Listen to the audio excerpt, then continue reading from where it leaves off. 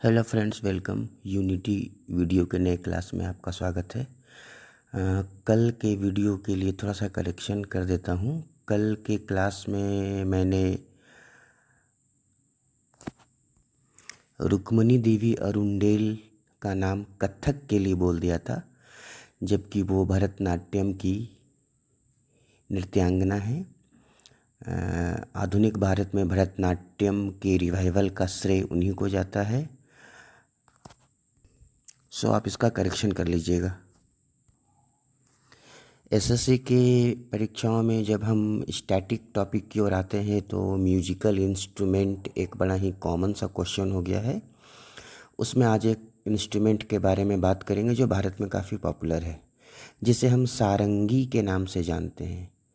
सारंगी गांव देहातों में, कस्बों में बजाया जाने वाला एक बहुत ही पॉपुलर म्यूजिकल इंस्ट्रूमेंट है। इसे बनाने में लकड़ी का, सांप की खाल और घोड़े के बाल का यूज किया जाता है। भारत में सिंधी सारंगी और गुजराती सारंगी ज़्यादा पॉपुलर है। इसके प्रमुख कलाकारों में राम नारायण, सुल्तान खान, शकूर खान, लतीफ़ खान और गोपाल मिश्रा प्रमुख हैं। भारत में प्रसिद्ध एक दूसरा महत्वपूर्ण वाद्य यंत्र है जिसे हम संतूर कहते हैं। संतूर नाम के इंस्ट्रूमेंट का आविष्कार या उसका प्रचलन ईरान से शुरू हुआ था और भारत में कश्मीर में इस इंस्ट्रूमेंट का प्रारंभिक प्रयोग शुरू हुआ। संतूर में मुख्यतः 60 तार होते हैं। कश्मीर में इस म्यूजिकल इंस्ट्रूमेंट का प्रयोग सूफ़ी संत अपनी भक्ति के लिए करते थे। यह वहाँ का एक लोक यंत्र था।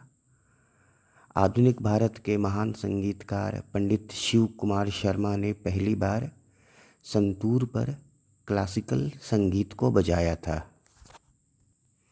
पंडित शिव कुमार शर्मा संतूर के एक बहुत बड़े विद्वान माने जाते हैं।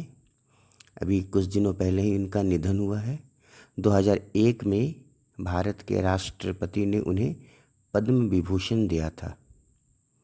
संतूर से संबंधित एक और अन्य महत्वपूर्ण कलाकार का नाम भजन सोपोरी है, जो कि सूफियाना घराने के हैं। 2004 में भारत के राष्ट्रपति ने उन्हें पद्मश्री दिया है।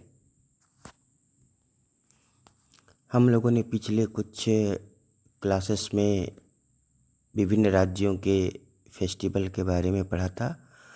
आज उसी सीक्वेंस को आगे बढ़ाते हैं। छत्तीसगढ़ राज्य में बस्तर का दशहरा प्रमुख फेस्टिवल है। इसमें देवी दंतेश्वरी की पूजा होती है। छत्तीसगढ़ में ही राजिम कुंभ मेला होता है। मैं स्पेलिंग बोल दे रहा हूँ, RAZIM। राजिम कुंभ मेला होता है जो कि 15 दिनों तक चलता है। उड़ीसा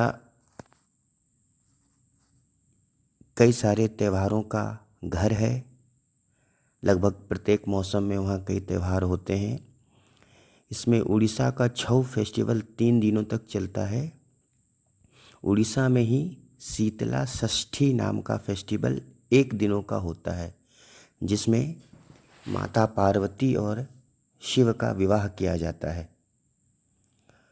उड़ीसा में ही जनवरी के महीने में कलिंगा फेस्टिवल का आयोजन होता है, जो कि भुवनेश्वर के शांति स्तूप में आयोजित किया जाता है। यह फेस्टिवल 2 दिनों तक चलता है। उड़ीसा के एक महत्वपूर्ण फेस्टिवल में चंदन यात्रा फेस्टिवल है। इसे गंध लेपन फेस्टिवल भी कहते हैं, जो भगवान जगन्नाथ जी के मंदिर पुरी में 42 दिनों तक चलता है। उड़ीसा का ही रजा पर्व 4 दिनों तक चलता है, जिसमें मदर अर्थ का वर्शिप होता है।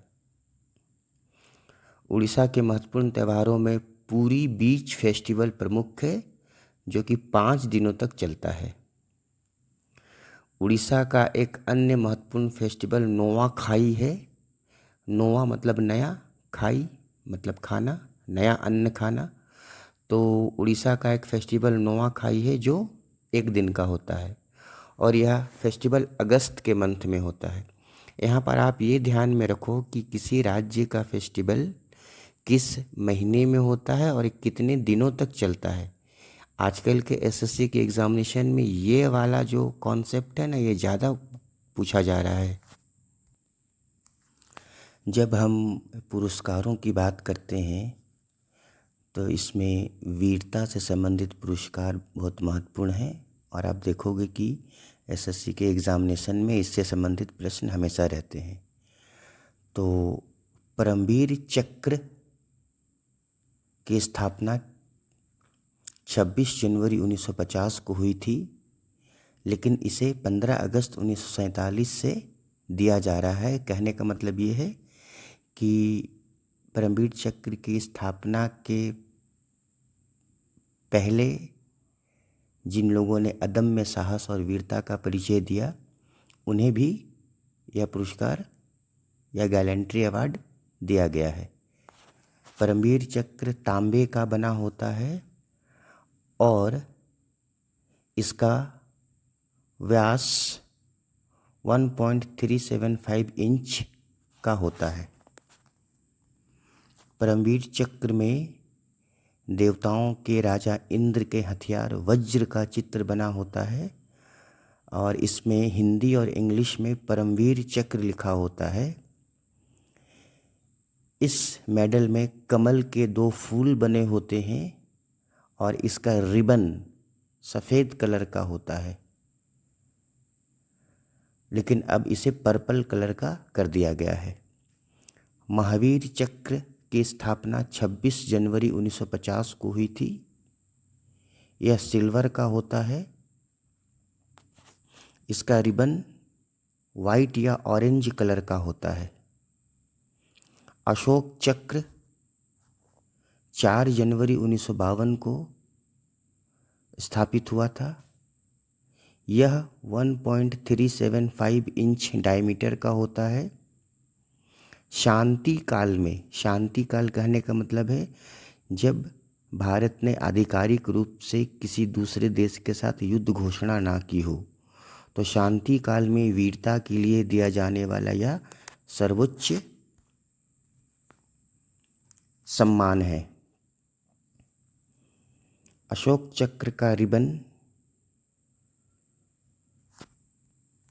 ग्रीन कलर का होता है और इसके बीच में ऑरेंज लाइन होते हैं। 1986 में एयर इंडिया की नीरजा भनोट को अशोक चक्र दिया गया था। उन्होंने अपने जीवन की परवाह किए बिना कई यात्रियों के जीवन की रक्षा की थी। अशोक चक्र के संबंध में ये ध्यान में रखिएगा कि जिस तरह से परमवीर चक्र और दूसरे गैलेंट्री अवार्ड भारत के राष्ट्रपति देते हैं, उसी तरह से अशोक चक्र भी भारत के राष्ट्रपति प्रदान करते हैं। शांति काल में वीरता का दूसरा सबसे बड़ा अवार्ड शौर्य चक्र है।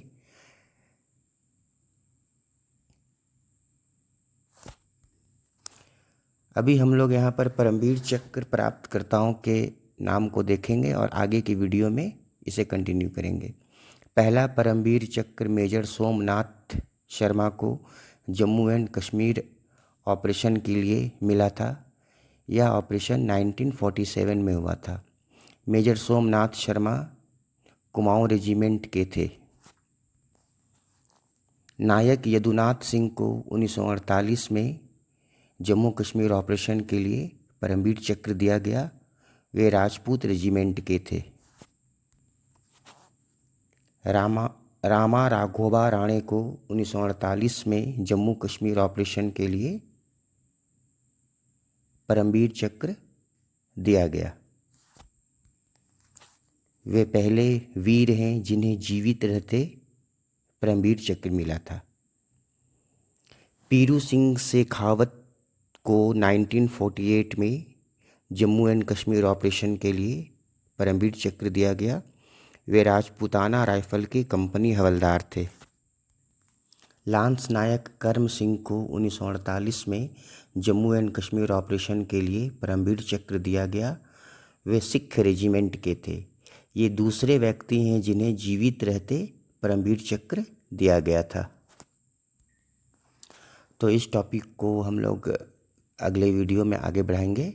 स्टडी करते रहिए। Good luck for upcoming examination.